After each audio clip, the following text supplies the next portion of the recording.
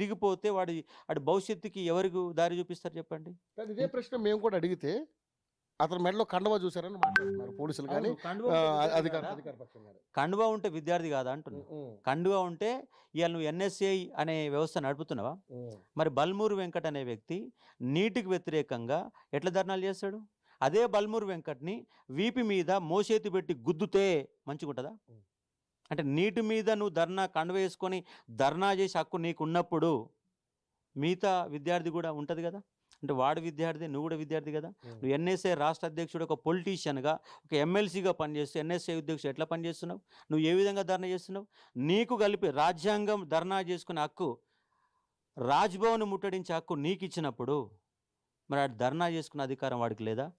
అంటే వాడుకున్నప్పుడు నీకు కూడా ఉంటుంది కదా. ఎట్లా మాట్లాడుతావు? పోలీసులు కూడా ఆ విధంగా వ్యవహరించడం అనేది సిగ్గుచేటు. ఎందుకంటే ఆ గుద్దినటువంటి ఒక కానిస్టేబుల్ కూడా ప్రిపేర్ అయ్యి వచ్చిన విద్యార్థి, అతను కూడా గ్రామీణ ప్రాంతానికి సంబంధించిన విద్యార్థి. సిగ్గుండాల.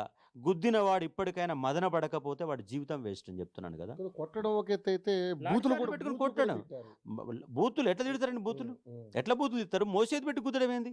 లాఠీలు పట్టుకొని లాఠీ చార్జ్ చేయి. మోసేది మీద కుట్టి వెన్నుపూసి ఎరిగిపోతే ఎవడు బాధ్యుడవుతాడు? అంటే రాష్ట్రంలో ఒక 1975లో ఇందిరాగాంధీ ప్రభుత్వంలో ఎమర్జెన్సీ నడిచింది. ఇవాళ నిరుద్యోగులని బందీకాణ చేస్తున్నారు, ముందస్తు అరెస్టులు చేస్తున్నారు, 100 మంది పోలీసులను పెట్టి నన్ను నిర్బంధం చేస్తున్నారు. ఒక ఎమర్జెన్సీ రోజులు గుర్తొస్తున్నాయి. ఎక్కడికక్కడ పోలీసు వాళ్ళు, వందల కొద్దీ రోడ్ల మీద తిరుగుతున్నటువంటి పోలీసులు. ఎందుకండి? నిరుద్యోగులతో చర్చలు జరిపి వాళ్ళ బాధ ఏందో తెలుసుకుంటే పోలీసులతో ఏం పని చెప్పండి? పుస్తకాలు పట్టుకునే చదువుకునే వాళ్ళకు మధ్యలో పోలీసులు ఎందుకు పెడుతున్నారు? గ్రూప్ 2, 3 పోస్టులు పెంచాలా? మీరు 2000 పెంచవన్నాం. 2000 పెంచకు, 500 పెంచు.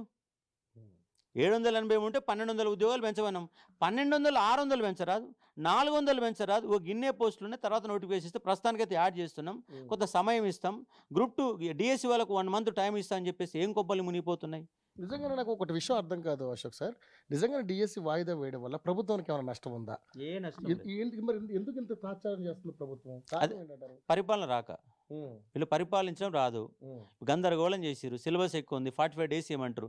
వీళ్ళు ఏమంటారంటే విద్యార్థులు నష్టపోతారు అంటున్నారు. అంటే ఇప్పటికి జూన్ 12వ తారీఖు నాడు ప్రారంభించాల్సిన స్కూలు సెప్టెంబర్ దాకా కట్టిన 4 నెలలు అట్లే ఖాళీ వస్తారా?